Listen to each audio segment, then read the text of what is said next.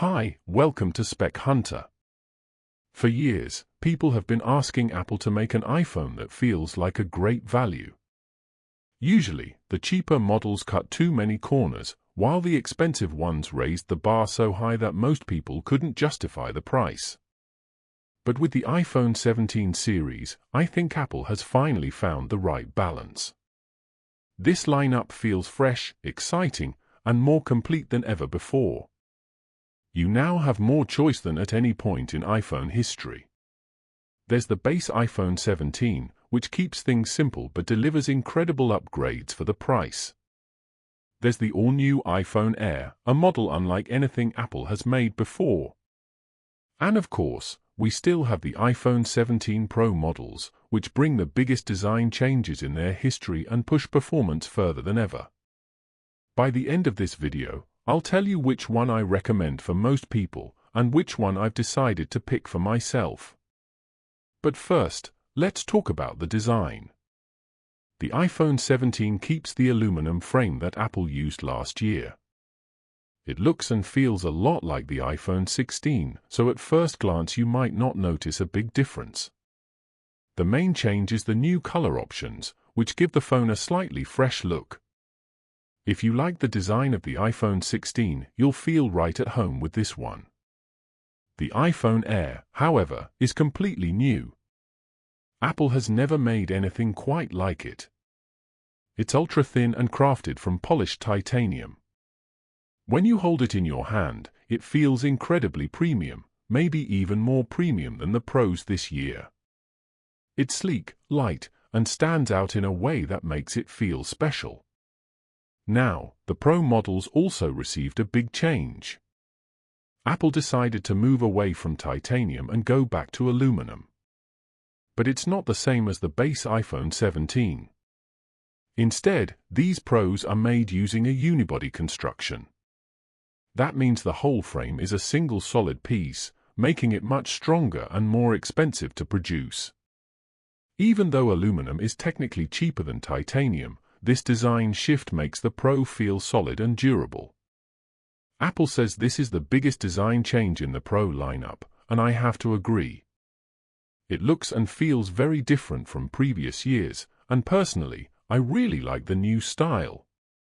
When it comes to displays, Apple has finally listened to fans. For the first time ever, all iPhone 17 models share the same display quality. No matter which one you buy, you're getting the best screen Apple has ever put on a phone. This is a huge deal. That means every iPhone 17 has a 120Hz ProMotion display. They all have always-on display as standard. And they all feature Apple's new anti-reflective coating, which makes the screen easier to see in bright light. Bezels are thinner than ever, and the brightness is incredible, peaking at 3000 nits. That makes these phones some of the brightest and clearest you'll find anywhere. The only difference between them is size. The base iPhone 17 has a 6.3-inch screen. The iPhone Air is slightly bigger at 6.5 inches.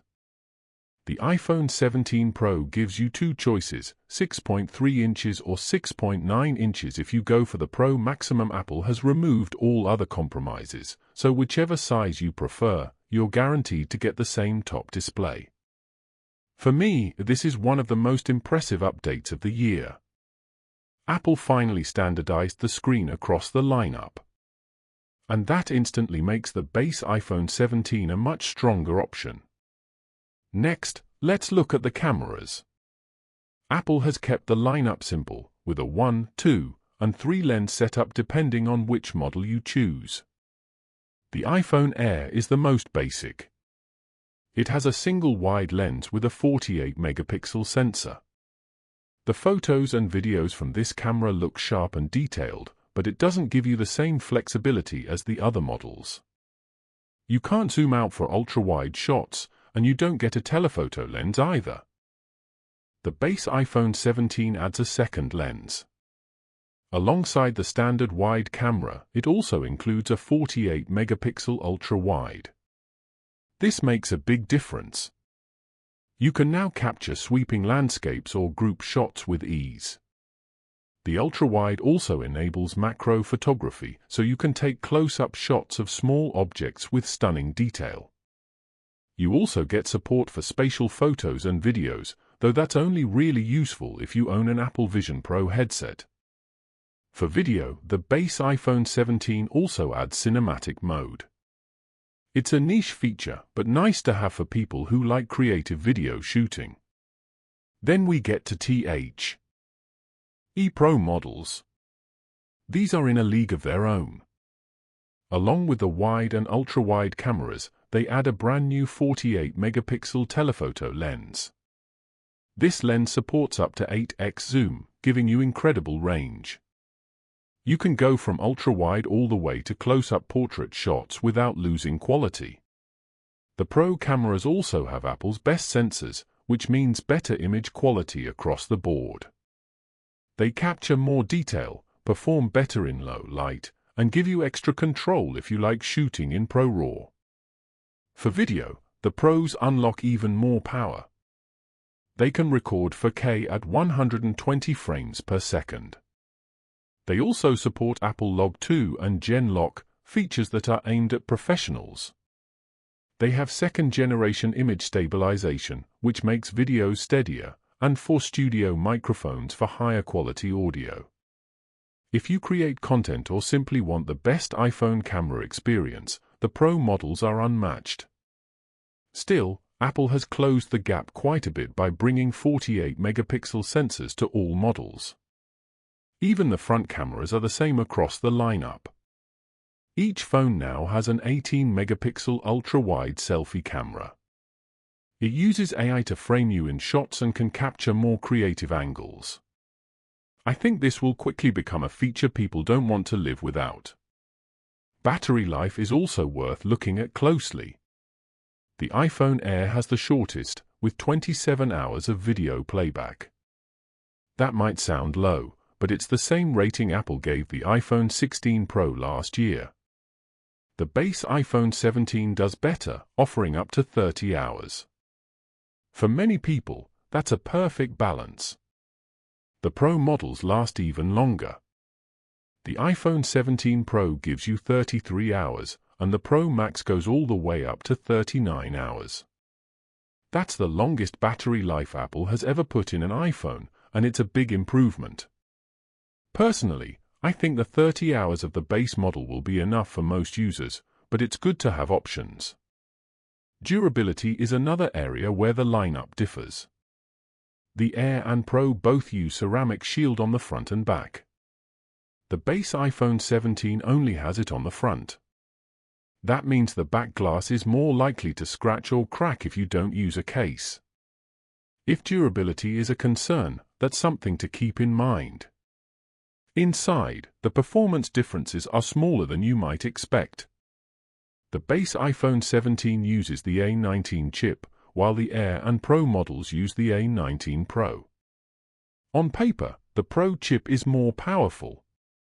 It also benefits from the new vapor chamber cooling system, which keeps the phone running cooler during heavy use. Combined with the aluminum unibody design, the Pros are better at handling long gaming sessions or demanding AI tasks. But here's the truth. For everyday use, you won't notice much difference. Browsing, social media, messaging, and even casual gaming will all feel the same. Unless you're really pushing the phone, performance isn't a big factor when choosing between these models. Connectivity is strong across the lineup, but again there are small differences.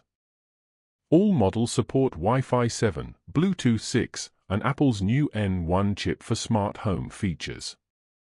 All also support satellite connectivity for emergency texts and crash detection. The difference is in 5G. The iPhone Air only supports sub-6 GHz, which is the slower type of 5G. The base 17 and the Pros also support millimeter-wave 5G, which is much faster when available. It's not a deal-breaker, but it's worth noting if you rely on 5G speeds. The Air is also eSIM only worldwide. There's no physical SIM tray at all. That does free up some space inside for a slightly larger battery, but it removes the flexibility of swapping SIM cards. There are a few other details to mention. The base iPhone 17 and the Pro model support 25-watt fast charging, while the Air is limited to 20 watts.